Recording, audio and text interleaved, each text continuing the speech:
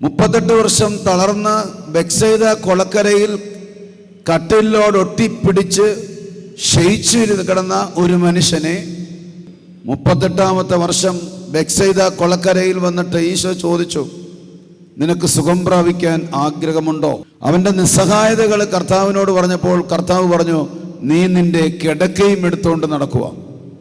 ലോകചരിത്രത്തിൽ ഇന്ന് വരെ ഒരു വൈദ്യനും ഒരു ഡോക്ടറും ഒരു രോഗിയെ സർജറി ചെയ്തോ സുഖപ്പെടുത്തിയോ ചെയ്തു കഴിഞ്ഞാൽ ആദ്യം നിർദ്ദേശിക്കുന്നത് ഇങ്ങനെയാണ്: നീ ഇത്ര മാസം ഇത്ര നാള് റെസ്റ്റ് ചെയ്യണം, ശരീരം അനങ്ങരുതെന്ന്.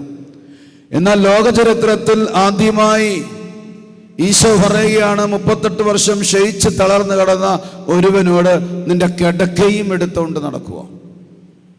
അങ്ങനെ അവൻ കിടക്ക ചുമക്കുകയാണ്. അതിനുശേഷം യോഹന്നാന്റെ സുവിശേഷം 5-ാം അധ്യായം 14-ാമത്തെ വാക്യത്തിൽ ദേവാലയത്തിൽ വെച്ച് കണ്ടപ്പോൾ ഈശോ അവനോട് കൊടുത്ത ഒരു ദൂതാണ്, ഇനി വളരെ മോശമായതൊന്നും സംഭവിക്കാതിരിക്കാൻ മേലിൽ പാപം ചെയ്യരുത്. ഇവൻ്റെ ജീവിതത്തിൽ 38 വർഷം തളർന്ന് ക്ഷയിച്ചു പോയതിലും വലിയ മോശമെന്താ? കർത്താവ് പറയാ, ഇതിലും മോശമായൊരവസ്ഥയുണ്ട്, അതിന് സംഭവിക്കാതിരിക്കാൻ പാപം ചെയ്യരുത്.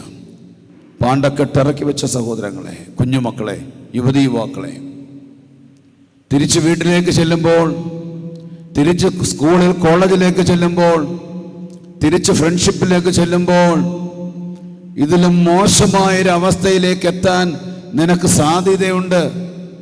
അതിലെത്താതിരിക്കാൻ ചലഞ്ച് ചെയ്യണം. പാപത്തിനെതിരെ യുദ്ധം പ്രഖ്യാപിക്കണം. ഫ്രണ്ട്ഷിപ്പ് ആയിക്കോട്ടെ, നിന്റെ ലൈഫ് ഫ്രണ്ടിൻ്റെ കയ്യിലല്ല, നിന്റെ മാതാപിതാക്കളുടെ കയ്യിലല്ല, നിന്റെ ലൈഫ് നിന്റെ കയ്യിലാണ്.